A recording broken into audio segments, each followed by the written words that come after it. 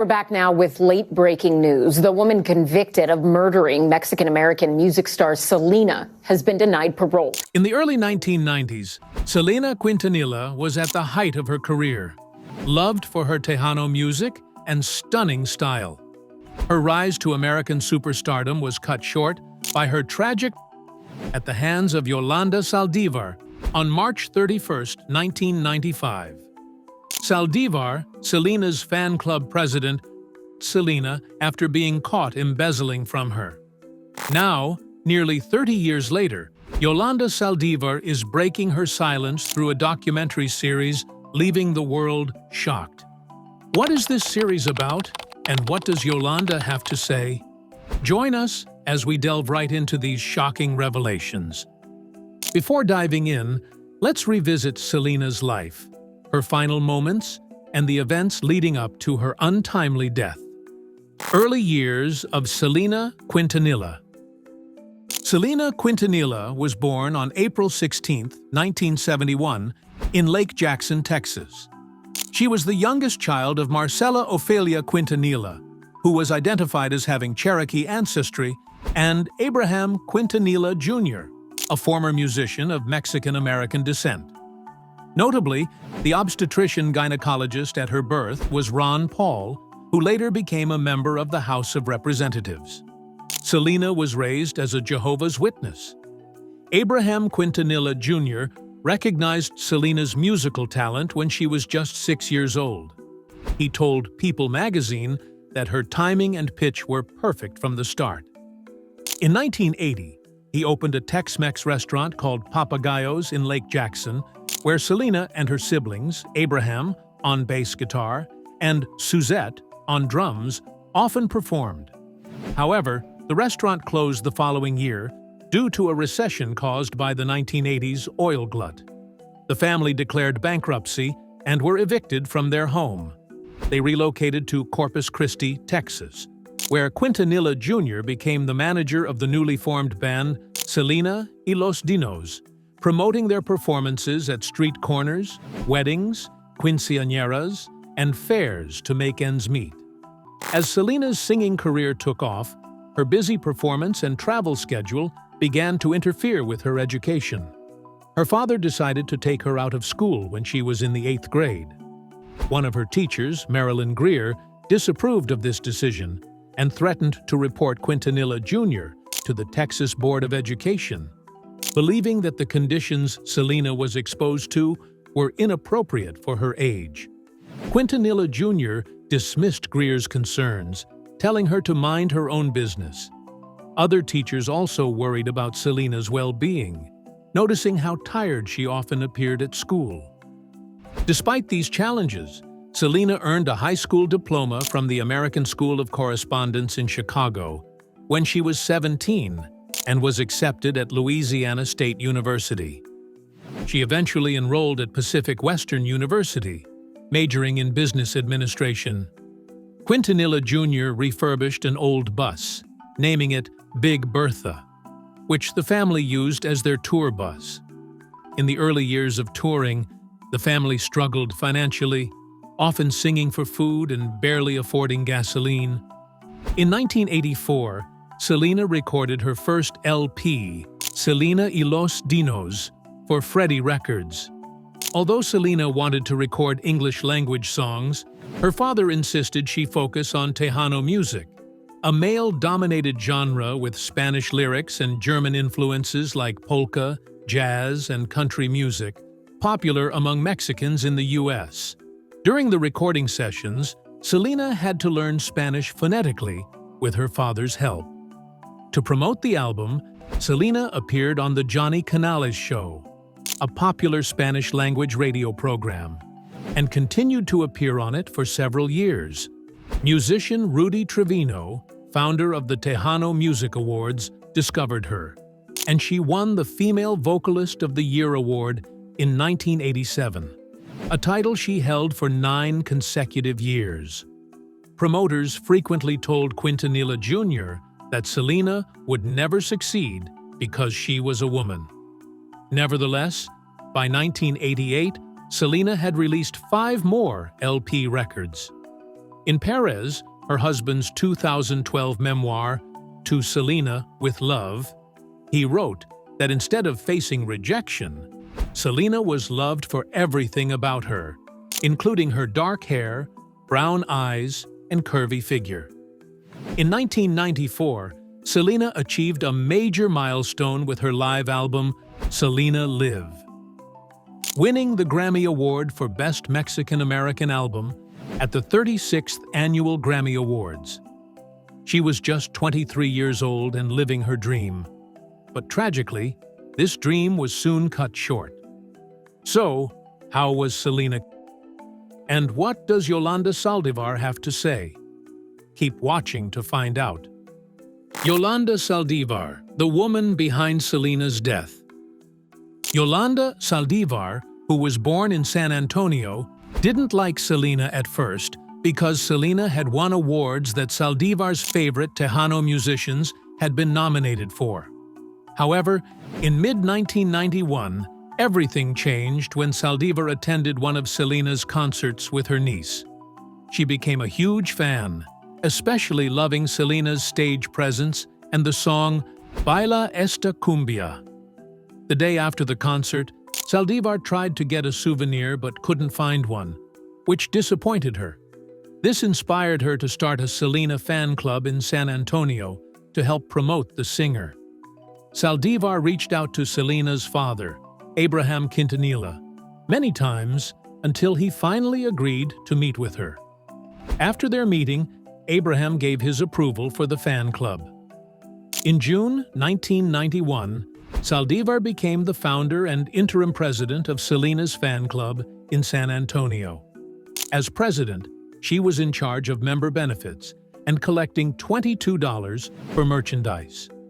As the president of the fan club, what was Yolanda's relationship with Saldívar like? Let's find out. Selena's relationship with Yolanda Saldívar. Selena's fan club, run by Yolanda Saldívar, provided members with various perks, such as T-shirts, exclusive interviews with Selena and her band Los Dinos, a newsletter, and concert notifications. The fan club's profits were donated to charitable causes. Suzette Quintanilla, Selena's sister, was the primary contact between Saldívar and the Quintanilla family because Saldívar didn't meet Selena in person until December 1991. Over time, Saldívar and Selena developed a close friendship, and the Quintanilla family came to trust her. By 1994, Saldívar had registered over 8,000 fans, and according to news reporter and television host Maria Celeste Araras, she became the most efficient assistant Selena had ever had. Eager to impress Selena, Saldívar did everything Selena asked, even quitting her job as a home nurse to manage the fan club full-time, despite earning less money. In 1994, Selena opened 2 boutiques, one in Corpus Christi and the other in San Antonio, both with in-house beauty salons. Due to the family's busy touring schedule, Selena's father, Abraham Quintanilla, thought Saldívar would be a good manager for the businesses because of her success with the fan club. The family agreed, and in January 1994, Saldívar became the manager of the boutiques. By September of that year, Selena also made Saldívar her agent in San Antonio. Saldívar moved from South San Antonio to Corpus Christi to be closer to Selena. Despite Abraham's initial distrust, the family didn't see anything suspicious in Saldívar's behavior as manager. Saldívar had significant financial control, including the ability to write and cash checks and access to the fan club and boutique's bank accounts. She was even given an American Express card for business expenses, which she misused to rent luxury cars, dine at upscale restaurants, and buy 2 cell phones for personal use. Saldívar's bad attitude behind Selena's back. Complaints about Yolanda Saldívar began to surface from the staff at Selena's boutiques. They reported that while Saldívar was friendly when Selena was around, she mistreated everyone when Selena was absent. By December 1994, The boutiques were facing financial troubles, unable to pay their bills. The staff had dwindled from 38 to 14 employees, mostly because Saldívar fired those she didn't like. The remaining employees shared their concerns with Selena, but she couldn't believe that her friend would harm her or her business. They described Saldívar as two-faced and unstable, which led them to approach Abraham, Selena's father, with their concerns.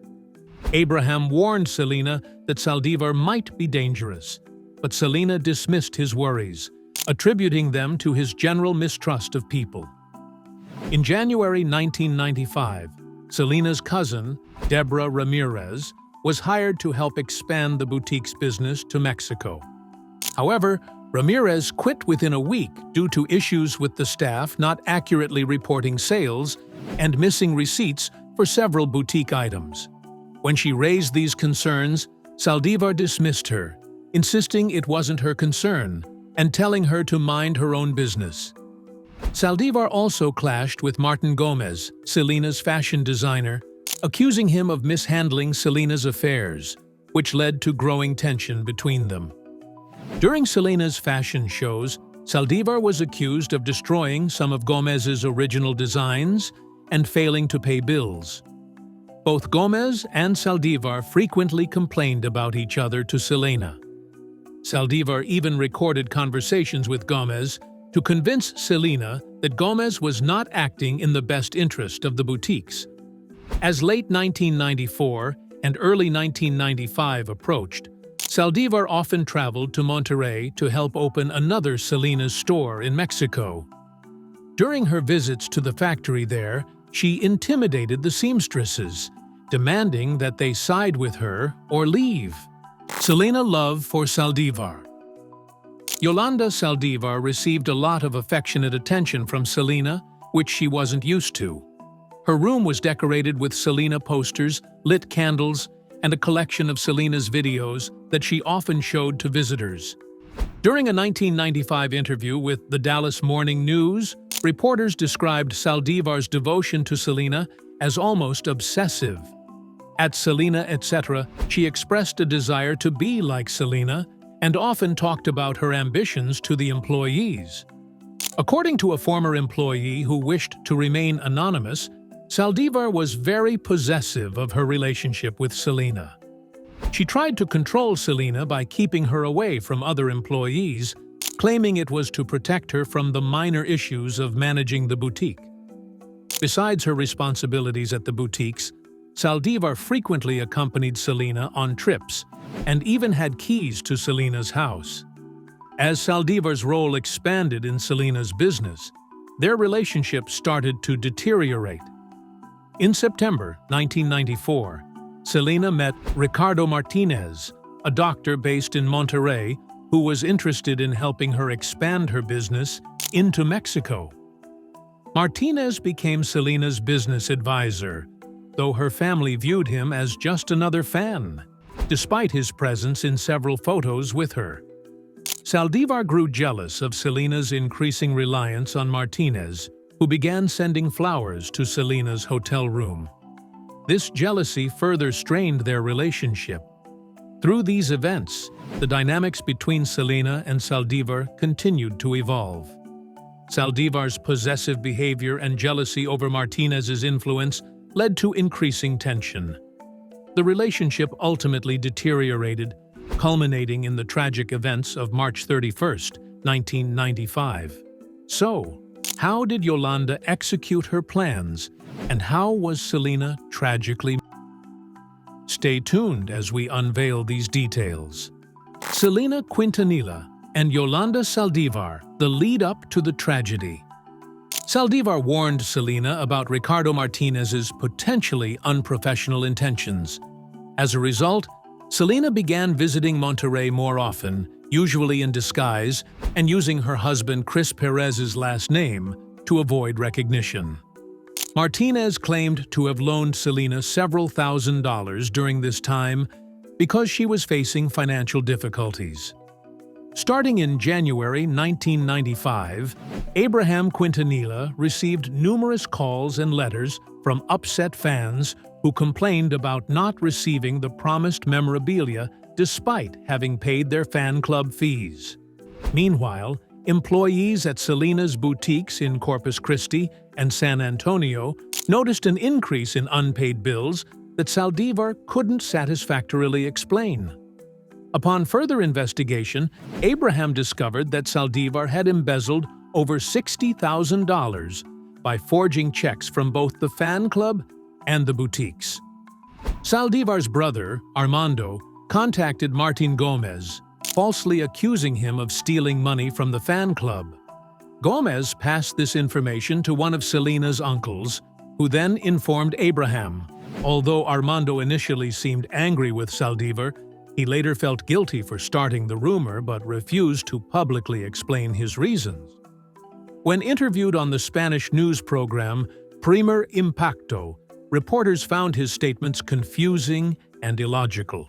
On March 9, 1995, Abraham called a meeting with Selena and Suzette at C Productions to confront Saldívar about the embezzlement. He presented clear evidence of the missing funds, but Saldívar remained silent and offered no denial or explanation. Abraham recalled her demeanor as shifting between emotional outbursts and calmness when questioned about why fans had not received their items. Saldívar claimed that fans were trying to get items without paying. However, further investigation revealed that Saldívar had opened the fan club's bank account under her sister Maria Elida's name. When asked to explain, Saldívar claimed that the bank had refused to open an account in her name, but she couldn't explain why. After the tense meeting, Saldívar left abruptly, and Abraham forbade her from contacting Selena. However, Selena was hesitant to cut ties completely, believing that Saldívar was still crucial for her clothing line's success in Mexico and for managing bank records, statements, and financial documents for tax purposes. As a result, Saldívar's name stayed on the payroll until these essential financial records could be recovered, even though there were plans to dismiss her. After the meeting, Abraham made a startling discovery. The fan club checks had been forged with a signature resembling Saldívar's handwriting. It appeared that Saldívar had been forging these checks, cashing them herself, and keeping the money.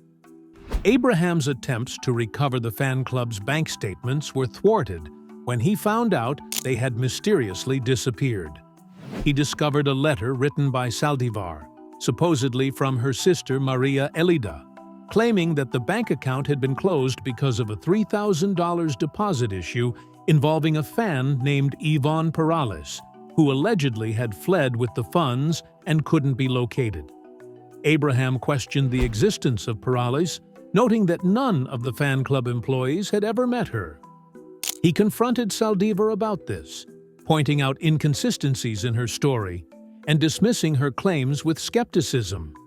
To Abraham, it was clear that Parole was a fabrication created to cover up Saldívar's illegal activities. Failed attempts to Selena. The day after Saldívar was banned from contacting Selena, Abraham forcibly removed her from C Productions.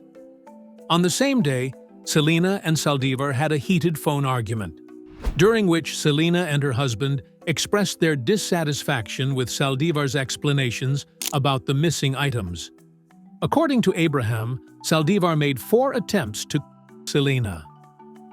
On March 10, 1995, Selena removed Saldívar's name from the boutique's bank account and replaced her as the fan club president. The next day, Saldívar bought a Taurus model 85.38 caliber revolver and hollow point bullets from a gun store and shooting range called Place to Shoot in San Antonio. Saldívar claimed she needed the gun for protection due to threats from a patient's family members at her job as a home nurse. On March 13th, Saldívar visited her lawyer to draft a resignation letter, which Abraham suspected was part of a plan.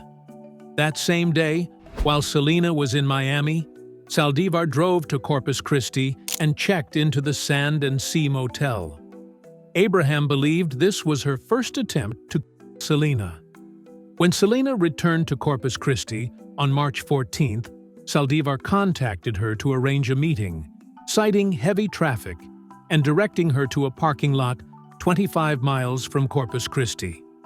When Selena arrived, she reassured Saldívar that she could continue managing her business in Mexico and that she would help her with the bank records, statements, and financial documents for tax purposes.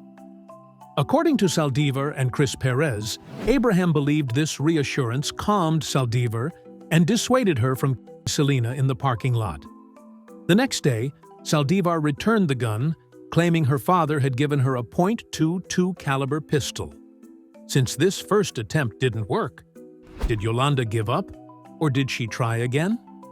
Keep watching to know more. Yolanda Saldívar's other attempts to Selena Quintanilla.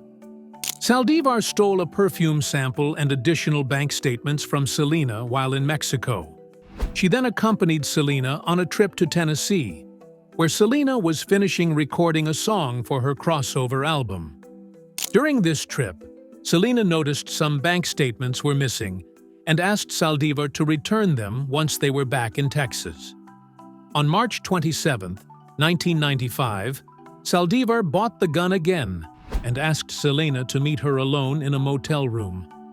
However, the news of Selena's arrival spread quickly, and fans surrounded her, thwarting Saldívar's plan. Abraham believed that the fans' presence, creating numerous witnesses, inadvertently prevented a second assassination attempt. Abraham claimed the third attempt occurred during Saldívar's trip to Monterrey at the end of March. On March 29th, Saldívar made frantic calls to Ricardo Martinez, claiming she had been assaulted. The next day, Martinez received another call from Saldívar, during which he heard a struggle. Concerned, Martinez sent an employee to check on her at her motel room, but she had already left. On March 30th, Saldívar returned from Monterrey and checked into a Days Inn motel in Corpus Christi. She contacted Selena, claiming she had been assaulted, which Abraham suspected was a new cover-up. Saldívar asked Selena to visit her alone in her motel room, but Selena's husband, Chris Perez, accompanied her. Perez waited in the truck while Selena went into Saldívar's room alone. As Perez drove Selena home, she realized Saldívar had not given her the correct bank statements. Saldívar urgently called Selena, claiming she was bleeding and needed to go to the hospital. Abraham believed Saldívar was trying to lure Selena back to the motel alone. Perez advised Selena not to go back, but she agreed to meet Saldívar the next morning without Perez's knowledge. Selena Quintanilla, sad death. On March 31, 1995, Selena went alone to the Days Inn to meet Yolanda Saldívar once more, hoping to retrieve the remaining documents she hadn't received during their previous meeting. During their conversation, Saldívar claimed she had been assaulted during a recent trip to Mexico. Concerned, Selena took her to the hospital that morning to seek medical attention. However, hospital staff informed them that a full examination couldn't be performed, as Saldívar was not a resident, and the alleged incident occurred outside their jurisdiction in Corpus Christi. A nurse later recalled that Selena seemed frustrated as Saldívar gave inconsistent accounts of the supposed assault. After leaving the hospital, they returned to Saldívar's room at the Days Inn, room 158, where an argument broke out. A maintenance worker reported hearing a loud sound, like a tire bursting, and then saw a young woman in a tracksuit running and screaming, being chased by another woman holding a weapon. The chase ended before reaching the lobby, and the armed woman returned to her room. Selena made it to the motel lobby, seeking help before collapsing from a gunshot wound to her back. With her final breaths, she identified her attacker. Yolanda Saldívar. Ruben de Leon, the motel's sales manager, remembered her last words, saying, "She looked at me and said, 'Yolanda Saldívar,' and then her eyes drifted away." Selena was declared brain dead upon arrival at the hospital, and passed away just weeks before her 24th birthday. Following her death, Saldívar threatened self-harm, resulting in a tense 9-hour standoff with police. Assistant Police Chief Ken Bung noted that Saldívar showed signs of remorse and called her family several times. She was eventually arrested and sentenced to life in prison, with parole eligibility in 2025. Despite her conviction, Saldívar continues to claim Selena's death was accidental, a tragic result of what she calls misguided love. Before her tragic demise, how much was Selena able to garner in so little time of her success, and what legacy did she leave behind? Let's find out. Selena's net worth. At just 23 years old, Selena Quintanilla Perez had already built an impressive net worth of around $5 million, when adjusting for inflation, before her tragic death in 1995. This remarkable achievement in just a few years highlights her incredible popularity and commercial success. Despite her untimely passing, Selena's legacy continues to shine in the music industry, where she is remembered as the Queen of Tejano music. Her influence reached beyond music, making significant strides in cosmetics and fashion, and her impact on popular culture remains strong across generations. Selena's crossover appeal allowed her to attract fans from both Latin music and mainstream pop audiences, which contributed to her huge commercial success. She became one of the highest-paid entertainers of the 1990s. Despite being young and working in the Tejano music genre, her albums and singles sold incredibly well, matching the success of many mainstream pop stars. Her third studio album, Entre a mi Mundo, sold over 2 million copies worldwide, and her crossover album, Amor Prohibido, sold more than 1 million copies. In addition to her record sales, Selena's tours and live performances were highly successful, with fans eager to see her perform live. Her concerts were major events, and her stage presence was electrifying. She also made money through endorsement deals and sponsorships, which helped boost her earnings. Selena was a pioneer in celebrity merchandise, launching a successful cosmetics line that set a precedent for other celebrities to follow in creating their own product lines. Legacy of Selena. The tragic Selena in 1995 was a profound loss for the music world. Known as the Queen of Tejano, Selena was a trailblazer as one of the first Spanish-speaking artists to achieve mainstream success, paving the way for future Latino musicians. Despite the heartbreaking circumstances surrounding her death, Selena's legacy endures, and her influence remains strong. Selena's music continues to be loved by fans all over the world. Her final album, Dreaming of You, was released posthumously just months after her death, and debuted at #1 on the Billboard 200 chart. This album proved that Selena's appeal and talent reached audiences far beyond the Tejano music scene. Keith Thomas, a producer who worked with Selena shortly before her untimely death, reflected on her potential in an interview with USA Today. He said, "She was destined to be an icon. I truly believe, like many others, that if she had lived, she would have become a global superstar." This sentiment highlights the belief that Selena's career was just beginning to reach its full potential. Selena's impact on pop culture is still felt today. Her success as a Latina artist opened doors for others in the music industry. Jennifer Lopez, who played Selena in the highly praised 1997 biographical film Selena, spoke about how the role changed her life. Lopez said, "Playing Selena was a life-changing experience for me. It allowed me to delve into her life, her family, and her culture. Portraying her not only opened doors in my acting career, but also inspired me to pursue my own musical career." Lopez's experience shows how deeply Selena's story and music affected those who knew and studied her. Selena Quintanilla's musical legacy continues to inspire new artists. In 2017, more than 2 decades after her death, she was honored with a star on the Hollywood Walk of Fame, recognizing her significant contributions to music and culture. This honor reflects how Selena's influence has persisted long after her passing.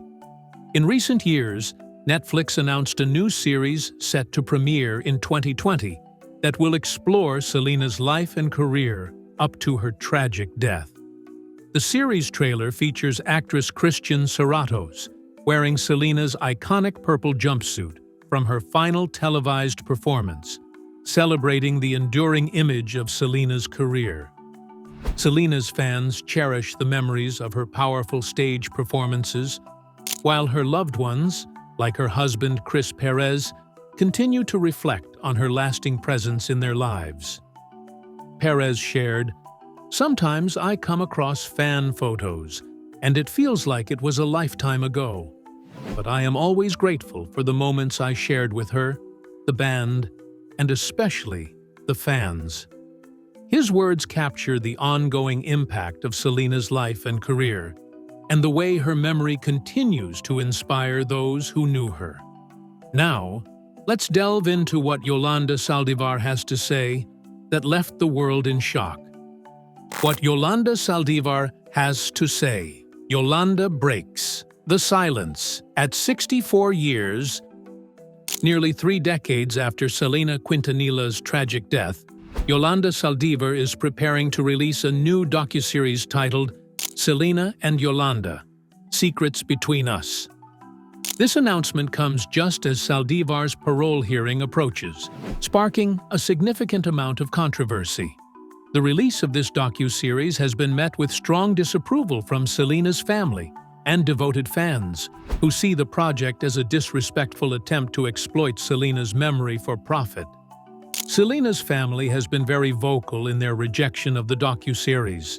They have dismissed Saldívar's claims as false and expressed concern that this project is a way for Saldívar to make money by cashing in on Selena's legacy. They feel that the series tarnishes Selena's memory and is driven more by a desire for financial gain than by a genuine interest in the truth. Many of Selena's fans share these feelings and refuse to support a project they believe is disrespectful to the singer's memory. In her defense, Saldívar claims that revealing these so-called secrets is a matter of public interest. She argues, "I knew her secrets, and I believe people deserve to know the truth." However, critics are skeptical about why Saldívar is only now bringing these revelations to light. It is indeed puzzling why Yolanda Saldívar would choose to release this documentary now, so many years after her conviction. After such a long time, what could she possibly say that would change the public's perception of the events or alter the gravity of the crime she committed? Murder is a severe and tragic crime, and it seems unlikely that any new explanations or details from Saldívar would make a significant difference in how people view the situation or alleviate the pain caused by her actions. Adding to the controversy, Yolanda Saldívar's family will also be involved in the docuseries. They have promised to reveal new documents and recordings that they claim will shed light on hidden aspects of the tragedy. This raises the question of why these materials were not presented during Saldívar's original trial. If these documents and recordings were so important, why were they not used earlier in the legal process to address the case? The overwhelming sentiment among Selena's family and fans is that this project is a misguided effort to rewrite history, and that it does not deserve support or attention. What do you think of Yolanda and this new development? Share your thoughts in the comment section below.